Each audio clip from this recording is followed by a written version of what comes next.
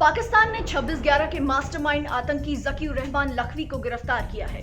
एक के बाद एक कई डोजियर और सबूत देने के बावजूद ये गिरफ्तारी मुंबई हमले और भारत के खिलाफ आतंकी साजिश करने के आरोप में नहीं हुई है, बल्कि लश्कर ए तैयबा के शीर्ष कमांडर लखवी को पाकिस्तान में आतंकवाद फैलाने के लिए फंडिंग करने के आरोप में गिरफ्तार किया गया है। ये गिरफ्तारी यूं ही नहीं हो गई है। FATF में ब्लैकलिस्ट होने के डर से पाकिस्तान को मजबूरन ये कदम उठाना पड़ा है। फिलहाल पाकिस्तान आतंकी फंडिंग पर लगाम लगाने वाले international group financial action task force यानी FATF की ग्रे लिस्ट में है और अब तक पाकिस्तान ने FATF के एक्शन प्लान के 27 में से केवल 21 पॉइंट्स पर ही काम किया है।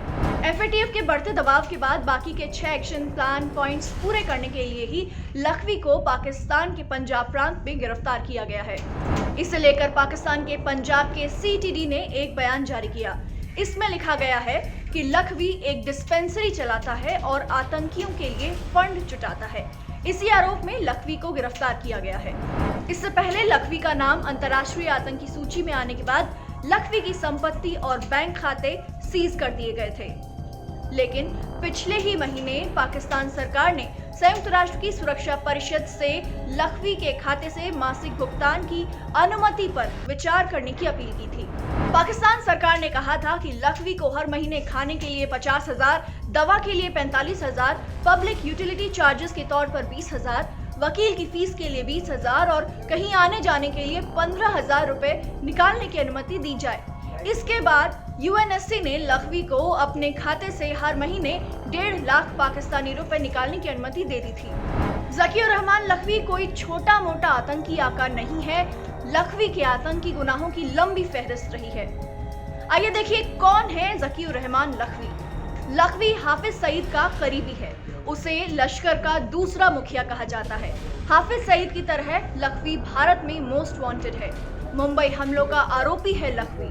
26/11 हमलों के मामले में अजमल कसाब, डेविड हेडली और अबू जंदाल ने भी पूछताछ में कई बार लखवी का नाम लिया था। मुंबई हमले के आतंकियों को तैयार करने से लेकर उन्हें हमले के निर्देश देने का काम लखवी ने ही किया था। इन हमलों में हाफिज सईद सिर्फ एक दिमाग की तरह काम कर रहा था। मुंबई हमलों के अलावा भी भारत पर और हमले करना चाहता था लखवी।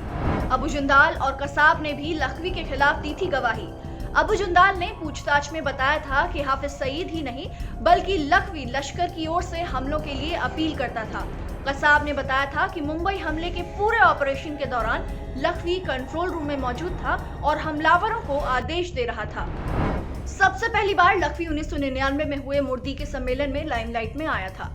3 दिनों के इस सम्मेलन के दौरान लखवी ने फिदाइनों को भारत पर हमले करने और यहाँ पर खून खराबा करने से जुड़ी बातों के लिए उकसाया था। 26/11 के हमले ही नहीं, मुंबई में 2006 में लोकल ट्रेन में हुए ब्लास्ट भी लखवी की ही साजिश थी। कुछ दिनों पहले पाकिस्तान में हाफिज सईद को सजा हुई है और अब उसके करीबी लखवी का नंबर आया है, लेकिन अब भी पाकिस्तान में छिपे बड़े आतंकवादियों पर कार्रवाई होनी बाकी है।